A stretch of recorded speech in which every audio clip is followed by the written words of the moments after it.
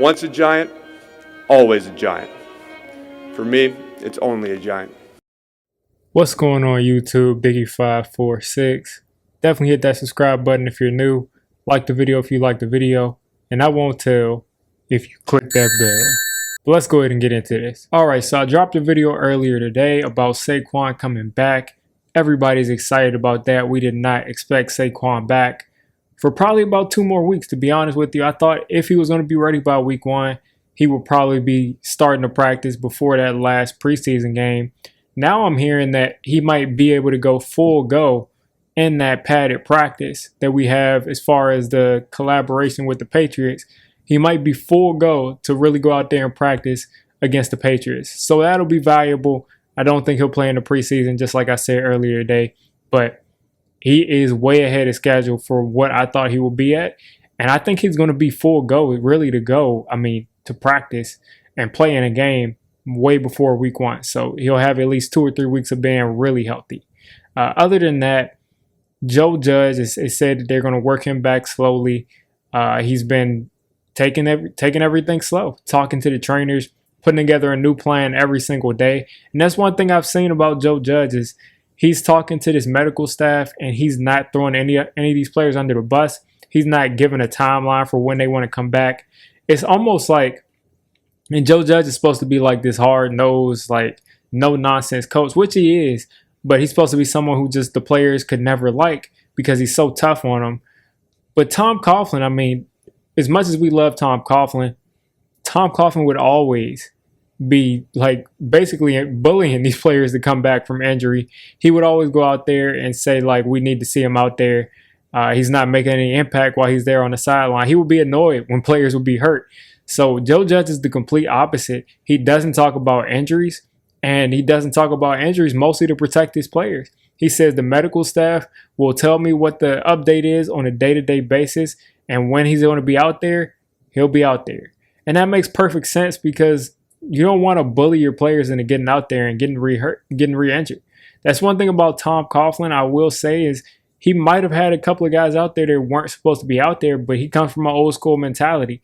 And that's one thing where I guess Joe Judge differs because Tom Coughlin went down to Jacksonville. Some players were supposed to be like injured or they were supposed to be out for the season. I couldn't remember exactly what happened, but some players were injured and they wanted to go get a second opinion besides the Jaguars team doctors. And Tom Coughlin told them he'd fine them if they got a second opinion. So I don't know if that's just old age talking, but that's where Joe Judge definitely differs from Coughlin. He gives these players a fair shot. And then something else that Joe Judge is doing, Azeez Ojulari missed his second straight practice. Now, I don't know if this is because of injury or I think he's just giving these players a day off. He usually mentions it when someone is, out because of injury, but I think he's just giving these players a couple of days off. Azeez Ojulari has been out there working really hard because all these other outside linebackers have been hurt. So he's been taking a ton of reps, and I think he's just giving them those reps off. The same thing with Sterling Shepard. He's been working a ton of reps. So he got today. I think he got a limited workload today, and a couple of days ago or yesterday, I think it was 2 days ago on Saturday, Sterling Shepard got the practice off as well as Azeez Ojulari. Andrew Thomas is getting limited reps, and it's just funny for a coach that's just so hard on his players and works them to the bone. That's what the media is trying to tell you. This guy is giving people the day off because they worked hard. He's like, you work so hard, I'm giving you the day off. I don't want you to overexert yourself by, running the slow motion laps around the practice field while you basically get to catch your breath while you're not out there on the practice field going harder than you would be taking a lap around the entire facility, or not the facility, but the practice field. It's not really that difficult. A slight slow jog around the facility. But Joe Judge has been giving these players time off, and hopefully this pays off during the season when guys are fresher, when guys will be able to bounce back from injury because they're not worn out from camp. I haven't really seen things from reporters. Reporters have said that this camp doesn't look like that tough of a training camp, besides the one day where guys had to sprint. But other than that, it hasn't been. And I also saw something on Twitter where the Carolina Panthers players had to run full speed. They had to run gassers. It's not something that only happens on the Giants, people. So relax about it. But moving on, Saquon got to practice today. and he pretty much, I didn't expect it, but he pretty much participated in mostly everything. They had a couple of reps where they handed the ball off to him. Again, there was no defense, but there was an offensive line there. There were receivers. There was Daniel Jones there. They handed the ball off to him. He sprinted down the right sideline. They threw him a couple of wheel routes. He ran a Texas route. He pretty much did everything that everybody else did today. It was an hour and a half practice, so it wasn't too intense, and there were no pads. But he pretty much was a full participant. He didn't compete in 11 on 11 or the 7 on 7s, but every other drill he was pretty much competing in. And that is really good news because it's not like he just got approved just to practice and just to practice one drill. Pretty much did everything but the team drills. So that's something that we're definitely looking to see. And it's just showing that he's going to be ready soon. He ran through a ton of drills. He full speed. He looked like he was completely healthy. I do not think he's going to have any issues. I think any issue that he has is going to be mental. And he says when he gets out there, he's going to have 100% confidence. Now, we did see him in 2019 in Daniel Jones' rookie year when he came back from that ankle injury, and he was gimpy in the way of not necessarily he was hurt, but he was scared about re-injuring that ankle, and he wasn't pushing himself. So we'll see if he goes out there and he can go full tilt, or if it takes him about 3 or 4 weeks before he's able to really be himself. So maybe he learned from that last injury that he can just go out there and go full go 100%, and he'll be just fine. Other than that, we saw Kenny Golladay out there catching passes. I think that's the first time we've seen him on the practice field, really. So he was out there catching passes. He wasn't running. He wasn't jumping. He was just catching passes from the jugs machine. A couple of guys were throwing him the ball. He could not jump. He could not leave from his position because he does have that hamstring.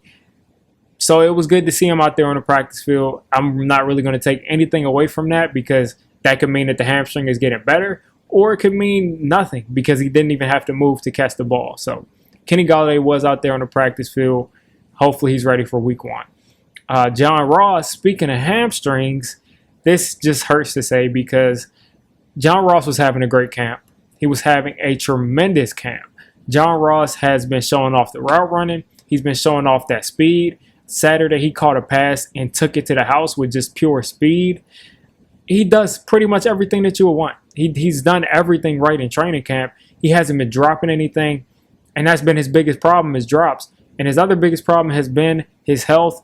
And every time John Ross, it seems like he opens up and he's going full tilt, he pulls his hamstring. So, of course, he was running a route today, went down the sideline, reached out for a pass, pulled his hamstring. Please, I know some people are saying, did the pass get overthrown? I don't know if it got overthrown. I don't know who was throwing him the ball, but he reached out to catch the ball. I don't know if he had to overextend or if it was just him running, but it looks like he pulled his hamstring. They said it looked like he was grabbing his hamstring. Now, he didn't go all the way in the facility. He just kind of stepped off to the side and watched the rest of practice. But this is concerning because he has a long history of pulling those hamstrings and not being on the field. And that is exactly what we don't want. I don't know what has to happen for him to be out there and not pull hamstrings, but I hope that he can figure it out because maybe he's not someone who can run full speed. He just can't run full speed because if he does, the hamstring goes. I just hope that this doesn't continue to happen to him because he's talented. He's working hard, and it just keeps happening to him. So hopefully this hamstring pull isn't that bad.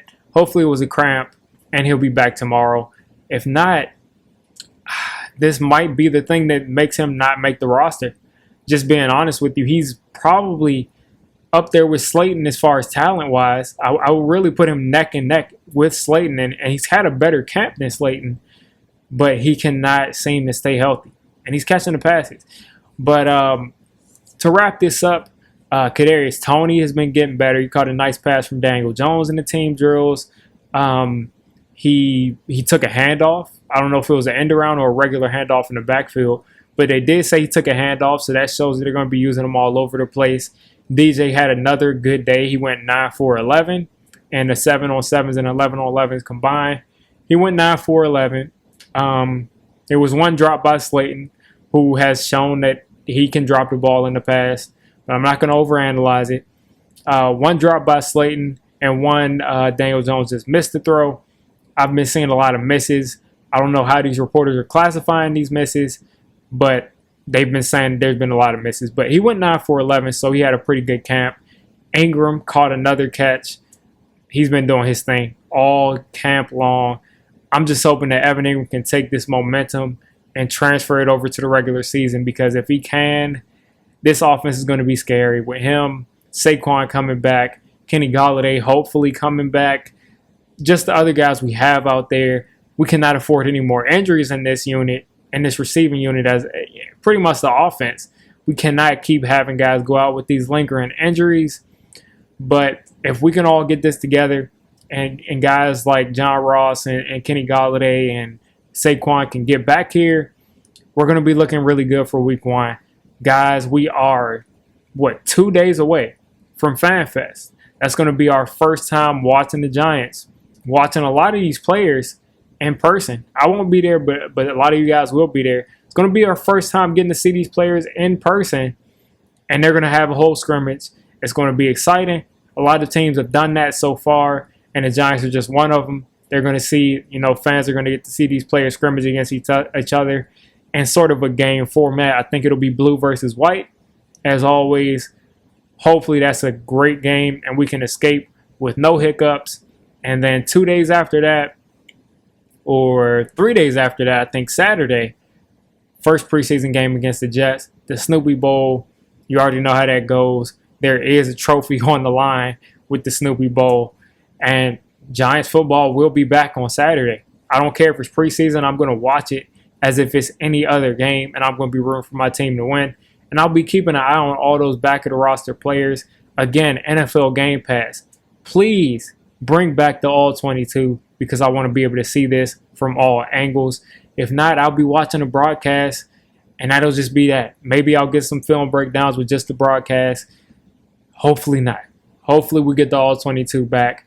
But another kind of, quick camp today. Nothing crazy happened today. But Saquon did come back today. Other than that, nothing crazy in practice happened. I don't know the next time they put the pads on. I'm assuming that will be on Wednesday.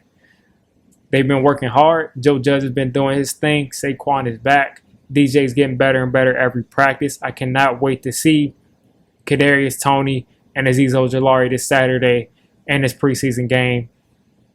That's all I got. You made it this deep into the video. Come on, just hit the subscribe button.